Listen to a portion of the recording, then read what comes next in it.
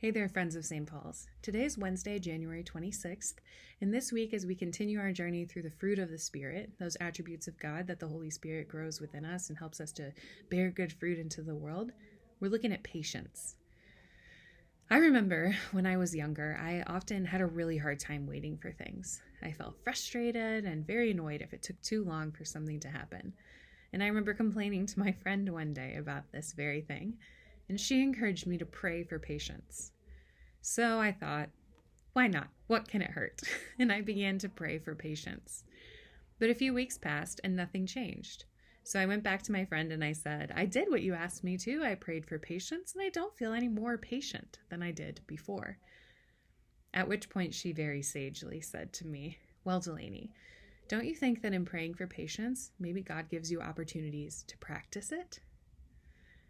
While my understandings about God have changed since then, and I think there's a little more nuance to the way God intervenes in our lives more than my friend and I thought that day, I think there's something interesting to ponder in this question. What does it look like to have opportunities to practice patience? Perhaps this is something as simple as being at the grocery store. The person in front of you is taking a while. The checker is new to their job and has to look up the code for every piece of produce coming across the belt.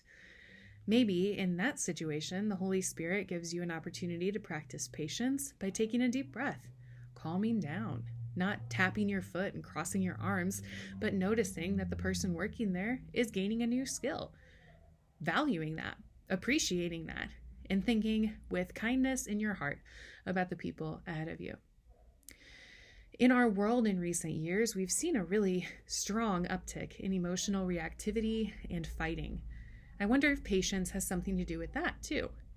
Someone that I used to talk to pretty often would tell me, Delaney, we may always react the same way, but we can choose to respond differently.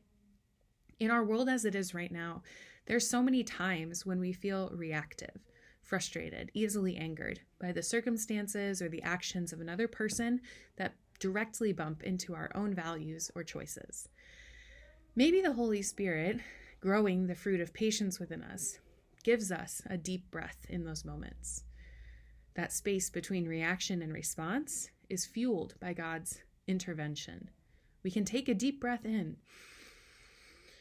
and exhale and choose with consciousness and intentionality how we want to respond to the situation rather than just reacting emotionally.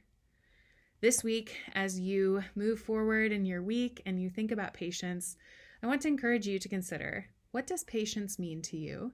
And where might God be offering you opportunities to practice this fruit of the Spirit?